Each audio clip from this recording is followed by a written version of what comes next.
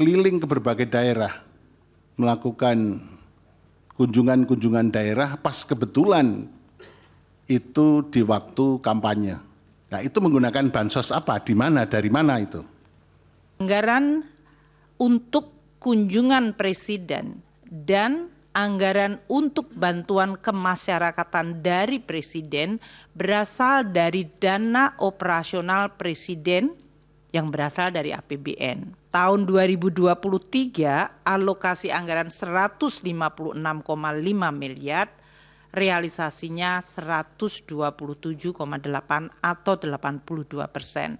Dan tahun 2024 ini alokasi anggaran untuk dana operasi presiden dan bantuan kemasyarakatan 138,3 miliar.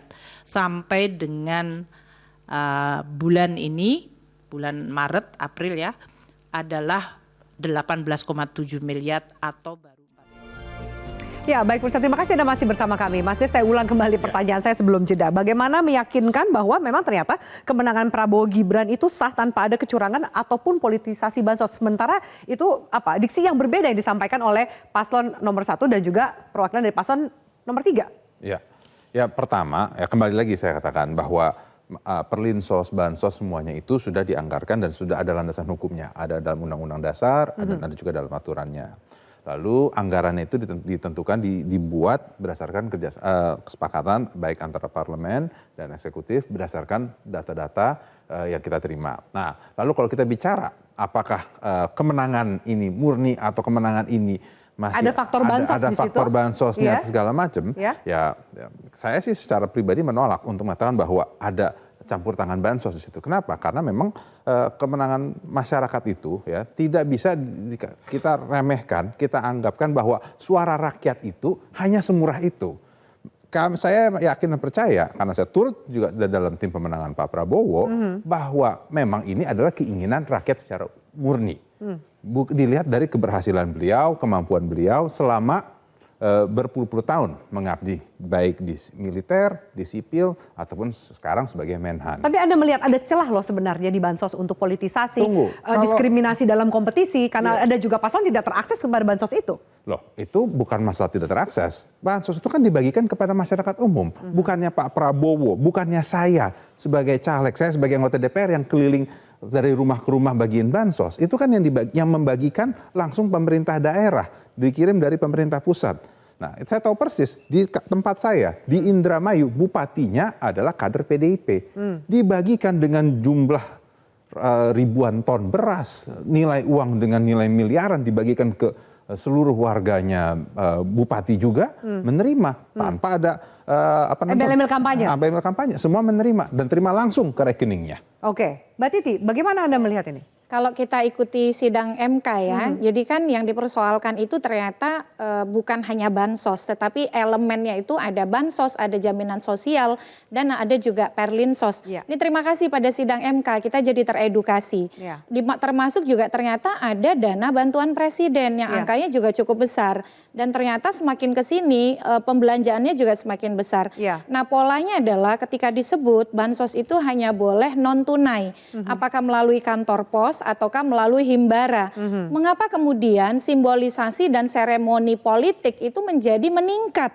Nah itu kan yang sebenarnya ingin kita bongkar begitu ya. Jangan lihat kalau saya karena sebagai peneliti kepemiluan, bukan hanya soal dia berpengaruh terhadap pemilih atau tidak, tetapi eksploitasi itu untuk kepentingan elektoral saja itu sudah salah. Anda melihat ada nggak eksploitasi elektoral kan jelas itu? Pernyataan. Jadi mengasosiasikan, memang betul Pak Jokowi bukan peserta pemilu. Misalnya kuasa hukum KPU menyatakan Pak Jokowi tidak pantas disebut-sebut karena dia bukan kuasa hukum, bukan peserta pemilu. Tapi yang ingin dicari itu adalah netralitas sebagai pemerintah itu memang harus berlaku adil kepada semua peserta pemilu. Makanya di Undang-Undang Pemilu disebutkan dilarang melakukan tindakan yang menguntungkan atau merugikan. Kalau ingin menguntungkan maka harus cuti. Tapi kan ini tidak dalam kapasitas itu. Jadi ada beberapa yang memang harus dibuat terang. Persidangan di MK itu memang satu sisi. Tapi MK di dalam membuat putusan tidak hanya mendasarkan pada keterangan pihak yang hadir di MK. Ada alat-alat bukti lain yang juga kemudian menjadi pertimbangan. Jadi menurut saya dalam konteks ini MK itu ingin menggali itu. bahwa menegakkan asas prinsip pemilu yang luber, jurdil, demokratis. Jadi kalau bansos itu dipolitisasi hanya karena dia tidak berdampak elektoral, maka tidak apa-apa. Kenapa kemudian ada seruan dari KPK menjelang pilkada sebaiknya tidak ada bagi-bagi bansos. Lalu juga diiyakan oleh Kemendagri akan menghimbau agar ada perda supaya tidak ada bagi-bagi bansos. Artinya hal itu mengganggu kompetisi. Dan tadi ya termasuk juga mengapa kemudian komitmen tidak membagikan dalam bentuk natura itu kemudian tidak dilakukan ketika menyangkut pembelanjaan bantuan presiden. Dan pertanyaan misalnya wajar nggak itu? Wajar nggak ketika kemudian presiden punya dana operasional presiden membelanjakan, memberikan kalau bantuan? dalam konteks kenapa di bansos suasana dalam konteks bansos saja tidak boleh natura, harusnya kan itu diikuti polanya supaya kemudian tidak menjadi semacam spekulasi dan kontroversi elektoral. Nah di sini sebenarnya ingin digali oleh Hakim MK ketika bertanya, kenapa titik-titiknya itu kebanyakan di Jawa Tengah? Apakah kemudian walaupun tidak mendalam ya, berapa penerima bansos di Jawa Tengah, berapa penerima banpres di Jawa Tengah, sehingga intensitas itu harus menguat di Jawa Tengah. Saya ingin mengutip pendapat dari Saiful Mujani, bahwa ini adalah upaya untuk misalnya menekan kantong-kantong politik yang kemudian akan terpengaruh ketika ada citra baik dari presiden yang punya korelasi dengan salah satu calon. Nah ini akan dielaborasi saya kira oleh Mahkamah Konstitusi. Bang Abalin, saya akan kembali ke Anda. Bagaimana menjelaskan bahwa dana operasional presiden ini bukan dana cawe-cawe presiden karena anaknya juga menjadi peserta pemilu? Titi, dengar baik-baik ya. Ini sebagai seorang peneliti, kau hebat sekali Titi. Program bansos kemudian dengan anggaran presiden itu bukan baru seminggu, 2 minggu atau pemilu kemarin, bukan. Cuma Presiden Joko Widodo tidak cerita ke sana kemari. Bagaimana mungkin bisa Titi kau menggunakan kata eksploitasi atau dipolitisasi? Dari mana kalimat itu bisa ditemukan sebagai seorang peneliti yang bagus kepemiliwan? Kenapa bisa kalimat dengan dipakai kalimat itu? Ini yang saya bilang dari tadi. Kenapa kita tidak mempersiapkan diri dengan baik sebagai orang-orang terpelajar, kemudian menjelaskan perkara ini kepada masyarakat agar masyarakat juga teredukasi. Kenapa tidak ada yang membicarakan tentang urusan KPMK itu adalah PHPU? Kenapa orang bicara tentang bansos? Kenapa orang tidak bicara tentang hasil pemilu, tapi orang bicara tentang bansos? Kenapa pada waktu 4 menteri itu menjelaskan, kemudian orang itu tidak mensuplai bahan?